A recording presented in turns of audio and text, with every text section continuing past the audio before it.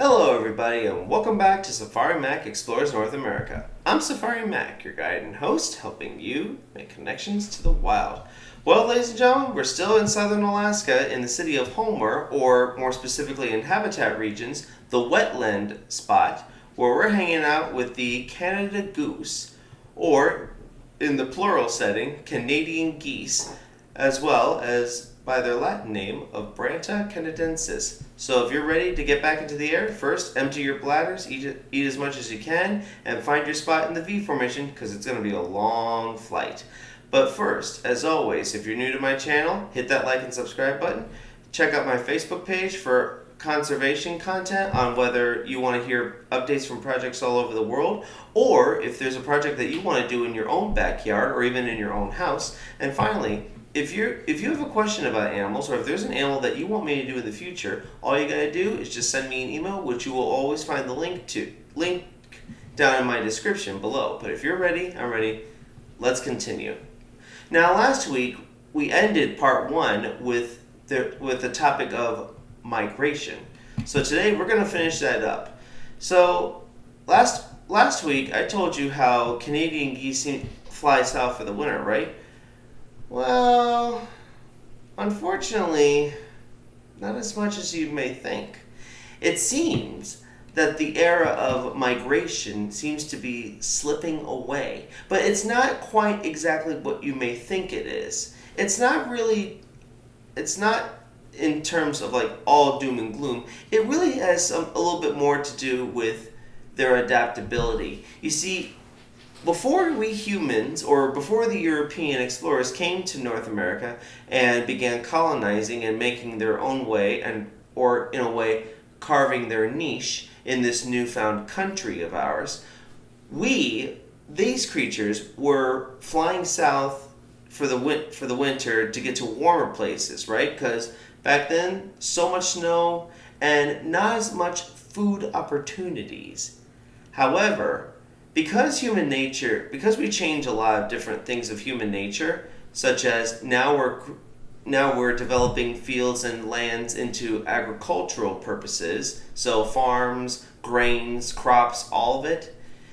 It seems that these birds are just becoming a little bit more adaptable at being able to find other forms of food sources that doesn't have to make them go all the way down south as they probably once did. Now, of course, there are some that still do migrate, but not all subspecies are exactly known to fly all the way down south. Some will go all the way, others will just generally go a little further, but not exactly as far as you may think. So maybe from the top of Canada down a little bit into the lower 48 states, but they're not going to continue like down into like Tennessee or Texas or anything like that. They might just stick in an area where they know they can find enough food. Another reason is because of how we change habitats. They're able to find food and adapt to the cold well enough that they really don't need to waste so much energy and time. But let's leave that behind and let's take a look at those that do migrate. One question I bet you wonder is, why do geese travel in V formation? Personally, for me, I've often thought of that myself for years, till finally I figured out I learned the truth.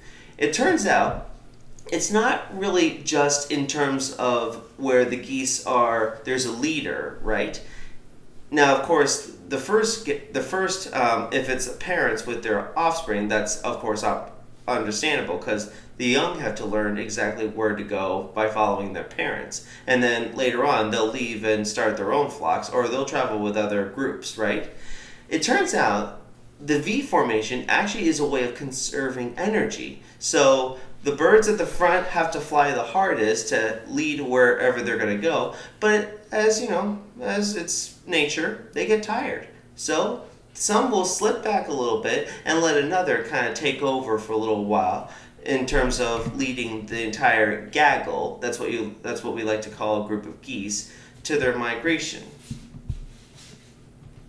Now, let's continue on, unfortunately, with their problems and their challenges that they face. Now, unfortunately, hunting seems to be a bit of a major problem, and of course, hunting can be seen as always negative, but we cannot see that always as negative. It can be a positive thing. See, it's not so much of hunting or habitat loss that these birds are having a hard time with. It's actually the birds themselves. Now, I'm not saying what they're doing is all their fault. It's just because we're changing a little bit of nature, it seems, they're changing a bit too. And as a result, some of these changes include unexpected population growth. And with this many geese around, the problem is geese, all kinds of geese, they're naturally aggressive. They can be very defensive of their home area as well as their nests and of course their offspring. Don't make mama mad. She will attack you. And I can tell you right now, even a fox or a coyote, even they may be pushing their luck if they're trying to attack a goose, because they know that those wings, they can really hurt.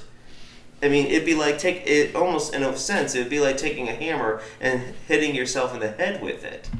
But as a result, geese attacks on humans can happen, especially when they're being protective. But population growth can be another major problem. Because we're used to feeding them now and they're used to living more closer to humans than they should be, as well as habitat loss, it can create problems. Here's one famous problem that I'm sure you're aware of. Back in 2019, on January 15th, a group of geese were flying, and unfortunately, an airplane that was taking off. In fact, it was known as the U.S. Airways Flight 1549. A bunch of geese accidentally got in the way of the plane and got sucked into the turbines. As a result, this led to the famous plane landing on the Hudson River, where amazingly nobody was hurt, nobody died, and no one was seriously injured, at least. But you can see where the problem really is here. Unfortunately, the geese, they got in the way, and as a result, a catastrophe could have occurred.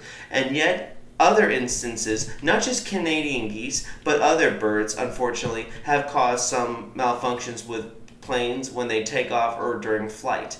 It's not their fault. They're just doing what they have to survive, but because they're trying to survive and find other places, unfortunately, humanity and nature can clash, and as a result, it can cause major problems. Of course, now usually here on Safari Mack, I tell you about how we need to learn to help save these animals. And now I'm not saying that we are not saving these birds, but how can we coexist with these birds?